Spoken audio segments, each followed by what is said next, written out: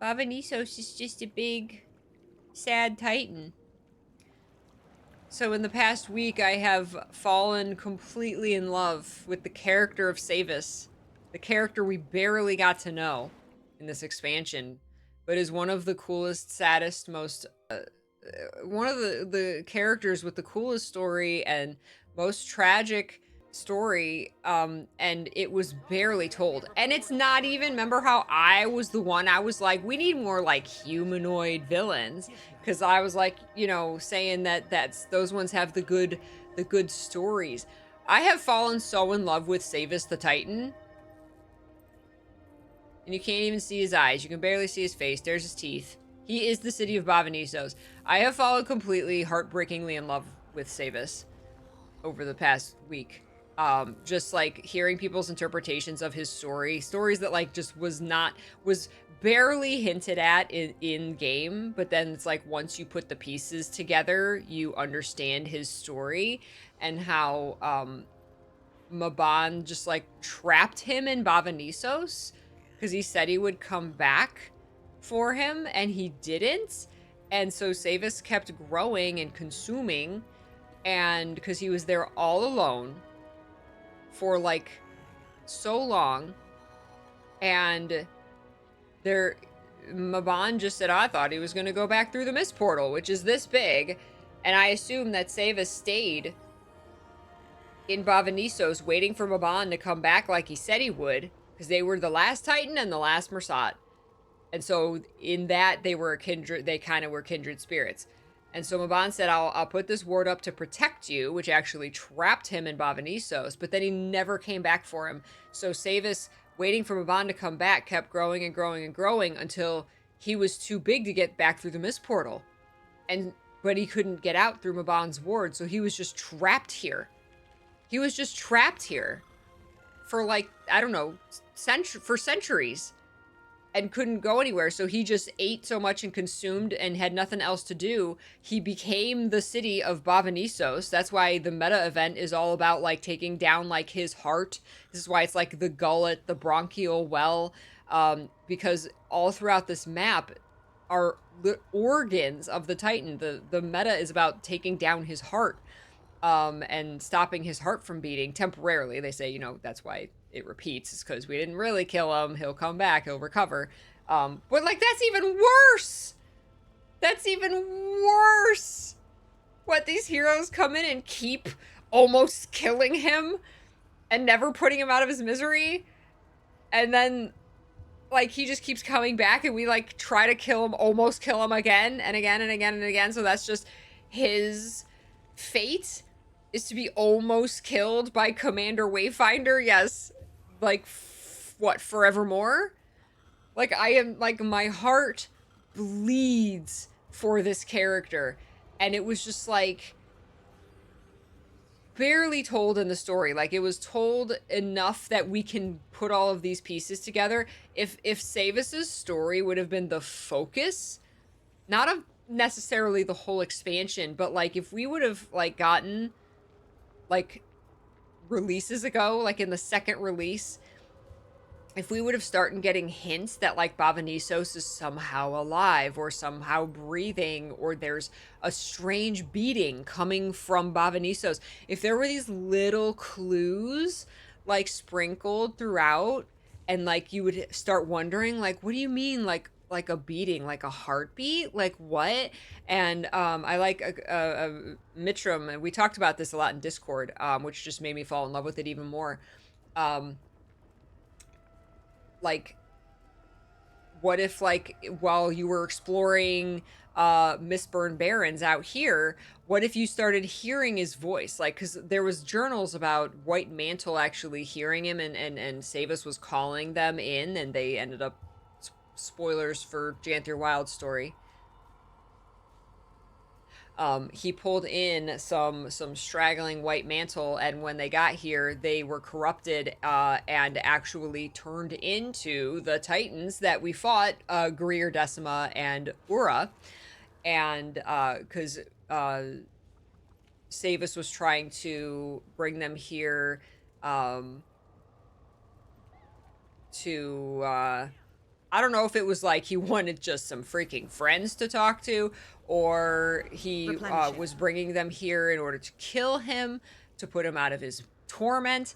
And so all of this lore that we've kind of pieced together after the fact, combined with the new music in the meta event called Rage and Regret, which is Saevus's theme. It's the new music when you're at the end of the meta event that I actually commented on in my initial playthrough. The first time I did it, I go, wow, this music is like really good. And the music itself has like a heartbeat in it because you're fighting his heart. And you're essentially trying to kill this Titan. And so like his story is so tragic. I've completely fallen in love with this faceless giant Titan character. So like, I want to give Annette so much credit for this idea and for this, like, the music is so good. I actually reached out. I went and found McLean Deemer and Bobby. I forget his last name at the moment. I apologize. But the two composers, they collaborated on that theme and a lot of the music for Janthir Wilds. And I actually left them messages on their Instas this morning telling them how much I loved this theme. It's like one of my new favorite themes in the game. And I'm actually, while I'm talking, thank you, Mitram, for getting it on YouTube clean without like the sound, the game sounds. I'm actually gonna play it because I'm talking about it. This theme has completely entranced me. The past week. I'm now completely obsessed. It's so good. This is the meta music. And there's that heartbeat in there. And that heartbeat destroys me. I wish that they could have gotten this across in game. It's so good. I'm tearing up right now thinking about this character and listening to this theme. But this is the thing. The community shouldn't have to put together puzzle pieces and work this hard to feel for your character after the fact. Like, that can happen naturally for any character, but this character's story is so sad and so tragic and exactly what I've been asking for in the Guild Wars 2 story for so long. And it's right here. They did it. They wrote it. And it's not even like, I always said, yeah, I want a humanoid villain. This is even a faceless, this is a faceless villain. We're inside of it. And I am like, my heart is dying for this character. But it was only after we put together puzzle pieces that we got their story. And like, there's something satisfying about that. But at the same time, that's what I want to feel in game while I'm playing, right? I want this character story to hit me in game. It did not at all, right? Too much work for the soul man, right? And that means less people are going to understand it. Exactly. Like if I, a lore nerd and character nerd, took talking to other lore and character nerds to piece together this character's tragic story, 95% of players are not going to get it, which is why I'm talking about it right now. Because if I got one other person listening to this right now to understand Saevus's story, then I've succeeded in passing along this you're welcome trauma. But that's what I want in stories. I want stories to make me feel like this, and I didn't get this in game. Like, I understood the city was the Titan. I understood the meta was killing him, basically.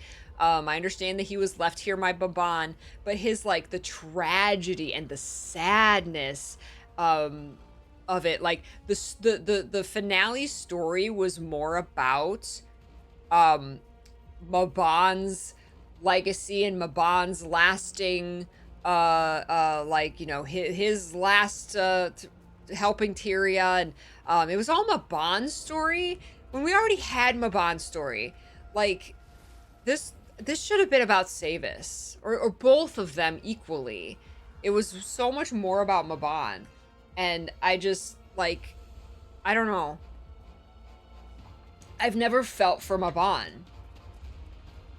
personally.